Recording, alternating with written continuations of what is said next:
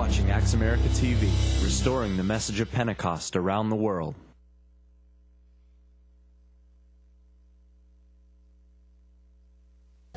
I asked a question. I ask you, Gordon Ritter, Clendenin, Buck Bridges, are we disciples? You know what a disciple is? It's a follower of Jesus. That's what a disciple. There's no greater definition of a disciple. A disciple is a follower of Jesus. If you follow Jesus, where will you find Him? I'll tell you where you'll find Him. You'll find Him in prayer. I said you'll find Him in prayer. If you are a disciple, then you are a prayer. You pray, ladies and gentlemen. If you follow Christ, then you pray. Because if you ever find Christ, you'll find Him in prayer. You'll find Him. The Bible says, listen to it. In the book of Hebrews, Jesus Christ, the same yesterday, today, and forever. Where was He yesterday? Read the Bible. In prayer. He don't go many pages. He's not going somewhere to pray. Those disciples, they saw that. They reckon it. Every time they turned around, He said, I'm going up in the hills, boys. I'm going to pray. He had a place to pray. He had a time to pray. It said as He went to a certain place to pray. They got the connection. They're seeing power. They're seeing prayer. They got the connection.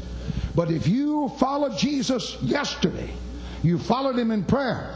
If you follow Him today, where would you find Him? The Bible says in the book of Hebrews, He ever liveth to make intercession. He's praying. My God, if you follow Him, you're praying. I can tell you where He's at. He's at the right hand of God. He's making intercession for me. He's a praying. I said He's a praying. Yes, sir. If I'm a disciple and a follower of Jesus, then I'm a praying man.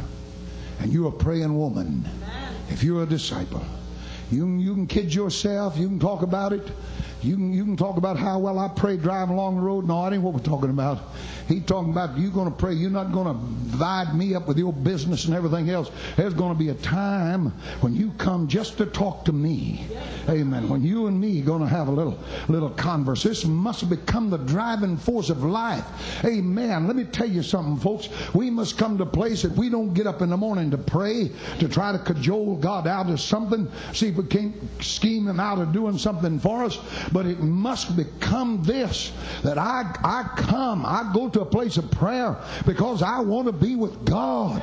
Amen. I want to be with God. I love God. It's going to be a terrible time around your house, brother, if you don't want to be with that wife of yours sometime. You hear me? I said it's going to be a bad time around that place unless there's sometimes you say, well, I want to be with her because she'll cook my dinner. No, there's got to be a desire to be there just because she's who she is, and the other way. And God wants a people that prayer is a time where there's intercourse with God, where I can talk with Him, love God, and enjoy the presence of the Almighty.